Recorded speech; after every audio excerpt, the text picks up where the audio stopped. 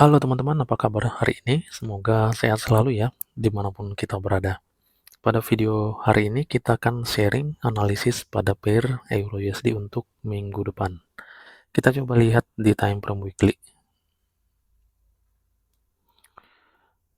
Oke, untuk pola candlestick time frame weekly ya, dia terakhir ini ada bearish ya.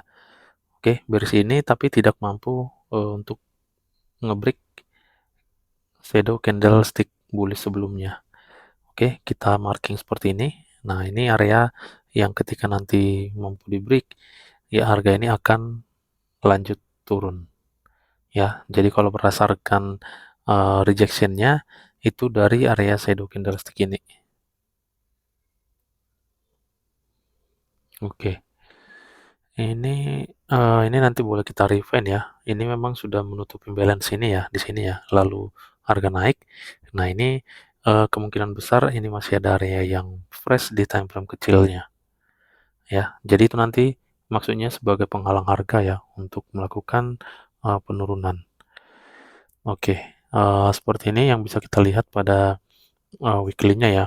Kalau kita perhatikan setelah ini break ya, full body, nah ini menurut saya masih akan ada potensi penurunan ya untuk jangka panjangnya karena ini pada time frame weekly.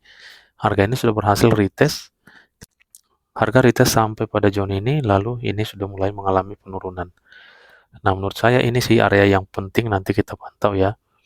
Oke, kita coba lihat pada time frame daily.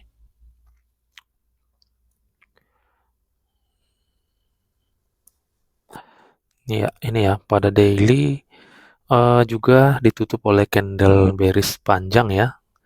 Namun inilah areanya teman-teman.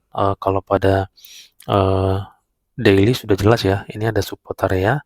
Inilah yang perlu di break full body. Nah, kalau nanti sudah full body maka ini bisa kita ambil posisi sell-nya kembali ya, karena harga akan turun jika sampai area ini di break. Menurut saya ini area yang penting untuk di break harga sehingga harga bisa lanjut untuk turun. Oke, selama zone itu nanti tidak di break, nah ini masih kuat ini potensinya masih akan mencari area di atas. Nah gitu ya. Ya secara bias kalau kita perhatikan pada daily ini eh, masih tetap sell ya. Ini kita delete. Nah ini ya, ini masih area terakhir ataupun struktur terakhir di daily-nya. Merupakan change of character ya. Jadi harga ini sudah mulai mengalami penurunan ya, walaupun ini terjadi seperti ini ya, naik turun naik turun. Nah, ini masih potensi turun melalui time frame daily. Tapi ini ingat untuk jangka panjang. Oke, ini pada daily-nya yang bisa kita lihat. Nah, sekarang kita coba masuk ke time frame H4-nya. Kita akan lihat struktur di H4. Ya, struktur H4 terakhir seperti yang kita pernah marking di minggu lalu ya. Dia berada pada area ini. Oke, jadi seperti ini. Break of structure masih sell. Coba kalau kita refine ini yang kita marking tadi ya di uh, weekly ya. Oke, coba kita refine. Ya, ini pernah juga kita marking pada minggu lalu ya. Merupakan area supply di H4-nya. Di mana harga beberapa waktu lalu ya, dia sudah masuk di zone ini. Lalu kembali mengalami kenaikan. Dia masuk lagi, masih tetap ada respon ya. Ini responnya cukup kuat menurut saya, sampai harga bisa terjun bebas seperti ini. Oke, berarti untuk area ini belum break ya. Ini belum full body break. Kita juga pernah marking minggu lalu untuk area sell-nya, juga masih ada sisa shadow di zone ini. Dan ini hati-hati menggunakannya ya, karena dia hanya sisa shadow di situ. Ya, ketika harga nanti masuk ke zone ini perlu kita hati-hati menggunakannya. Oke, jadi ini areanya di H4 ya. Kalau kita lihat di atas itu sudah tidak ada ya. Ini area terakhir atau high valid H4-nya.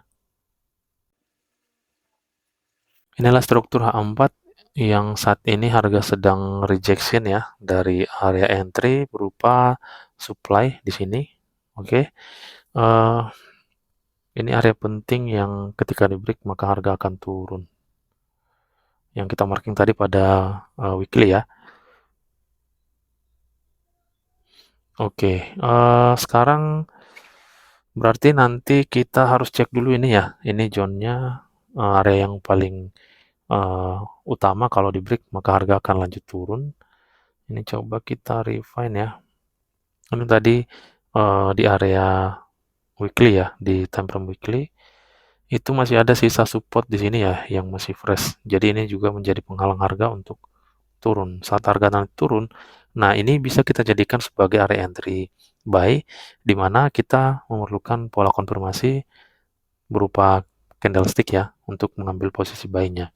Ini areanya masih fresh di time frame H4-nya. Coba kita marking lagi. Di bawah ini juga kita masih ketemu area yang masih fresh ya. Ya, itu dulu ya yang perlu kita marking di H4 karena ini cukup jauh ya areanya. Ya, coba kita pastikan area zone ini ya pada time frame H1-nya ya. Yang jelas kesimpulan di H4 ini sudah jelas trennya masih bias sell di mana sudah ada respon di zone ini. Namun untuk posisi sell-nya yang paling mengkonfirmasi nanti adalah zone ini. Ini yang paling penting. Area support ini harus di break. Kalau dia sampai gagal nge-break, nah ini bisa jadi harga ini reject lagi nih. Kalau gagal nge-break full body di zone ini, maka harga akan reject lagi. Seperti ini. Nah, ini area yang masih fresh. Karena saya lihat ini sudah sampai pada zone ini, saat harga nanti rejection tidak berhasil nembus support ini, maka ini zone area yang sisa shadow ini yang perlu kita pantau untuk posisi sell-nya seperti ini. Ya, jadi itu yang perlu kita perhatikan nanti pada H4 ini. Oke, ya. Sekarang kita akan coba cek dulu untuk area kuncinya ini ya. Ini ya. Ini merupakan area yang penting ya, yang harus di close body.